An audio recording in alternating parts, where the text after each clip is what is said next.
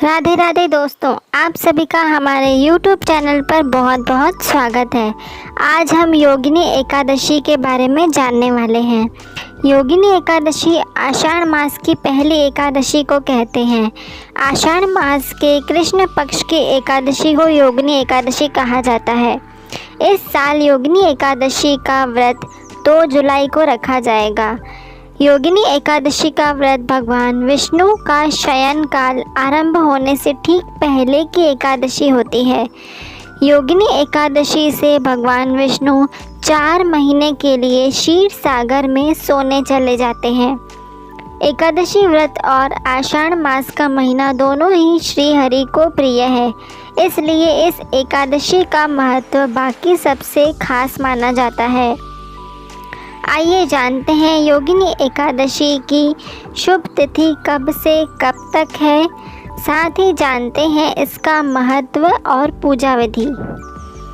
योगिनी एकादशी व्रत तिथि, शुभ समय और पारण समय हिंदू पंचांग के अनुसार आषाढ़ मास के कृष्ण पक्ष की एकादशी तिथि 1 जुलाई को प्रातः 10:26 से आरंभ हो रही है और एकादशी तिथि 2 जुलाई को सुबह 8:34 पर समाप्त हो रही है। उदया तिथि के अनुसार योगिनी एकादशी व्रत 2 जुलाई 2024 को रखा जाएगा। वहीं योगिनी एकादशी व्रत का पारण 3 जुलाई को सुबह 5:28 से सुबह 7:10 तक किया जाएगा। द्वादशी तिथि 3 जुलाई को सुबह 7:10 पर समाप्त होगी। 2 शुभ योगों में रखा जाएगा योगिनी एकादशी का व्रत। योगिनी एकादशी का व्रत 2 शुभ योगों में पड़ रहा है। योगिनी एकादशी के दिन त्रिपुष्कर योग और सर्वार्थ सिद्धि योग का निर्माण हो रहा है। सर्वार्थ सिद्धि योग 2 जुलाई को प्रातः 5:27 से अगले दिन 3 जुलाई को सुबह 4:40 तक रहेगा। वहीं त्रिपुष्कर योग 2 जुलाई को सुबह 8:42 से 3 जुलाई को 4:40 तक ही मान्य है। ज्योतिषी मान्यता के अनुसार सर्वार्थ सिद्धि योग में किया गया कोई भी कार्य सफल होता है। इसके साथ ही त्रिपुष्कर योग में पूजा पाठ, दान, यज्ञ या कोई भी शुभ कार्य करने से उसका फल 3 गुना मिलता है। त्रिपुष्कर योग में योगिनी एकादशी व्रत की पूजा करना बेहद ही फलदायी रहेगा। योगिनी एकादशी की पूजा विधि। योगिनी एकादशी के दिन सुबह उठकर स्नान के पश्चात स्वच्छ वस्त्र धारण करें। श्री हरि विष्णु को पीला रंग प्रिय होता है, इसलिए इस दिन पीला रंग धारण करें। भगवान विष्णु की पूजा करने के लिए चौकी सजाएं और विष्णु भगवान की प्रतिमा रखें। इसके अतिरिक्त भगवान विष्णु पर पीले फूलों की माला अर्पित करें। भगवान विष्णु को तिलक लगाएं। पूजन सामग्री में तुलसी दल, फल, मिठाइयाँ आदि सम्मिलित करें। इस दिन योगिनी एकादशी की कथा सुनें और अगले दिन व्रत का पारण करें। योगिनी एकादशी का व्रत पारण नियम। शास्त्रों के अनुसार एकादशी व्रत का पारण हरिवासर समय समाप्त होने बाद ही किया जाता है। एकादशी व्रत तोड़ने के लिए सबसे सही समय प्रातः काल माना जाता है। जो लोग एकादशी व्रत कर रहे हैं उन्हें मध्याह्न यानी दोपहर के बाद समय पर व्रत का पारण नहीं करना चाहिए। अगर ऐसा सुबह को नहीं कर पाते हैं तो आप दोपहर के बाद भी पारण कर सकते हैं।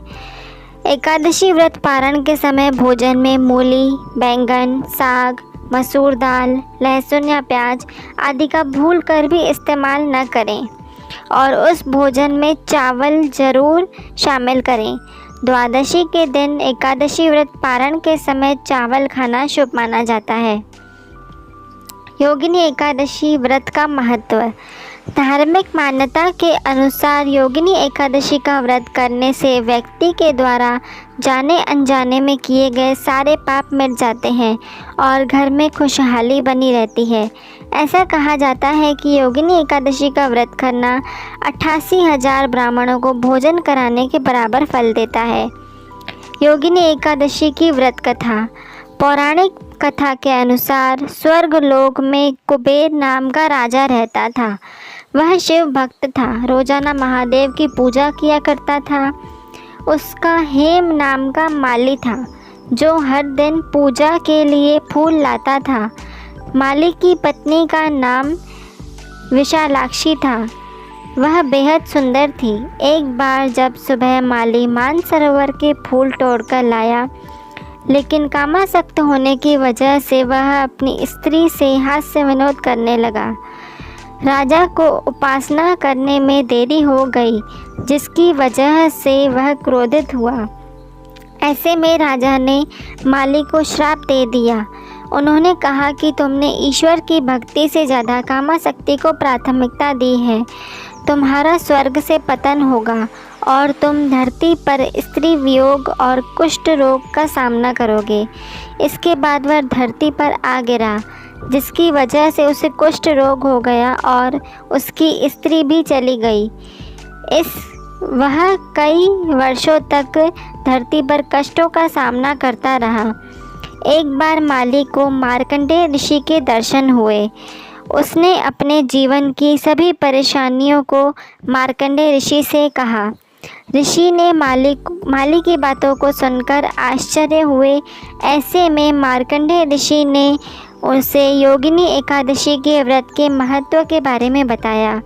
मार्कंडेय ने कहा कि इस व्रत को करने से तुम्हारे जीवन के सारे पाप नष्ट होंगे और तुम पुनः भगवत कृपा से स्वर्गलोक को प्राप्त करोगे। माली ने ठीक ऐसा ही किया। भगवान विष्णु ने उसके समस्त पापों को क्षमा करके उसे पुनः स्वर्गलोक में स्थान प्रदान किया। धन्यवाद।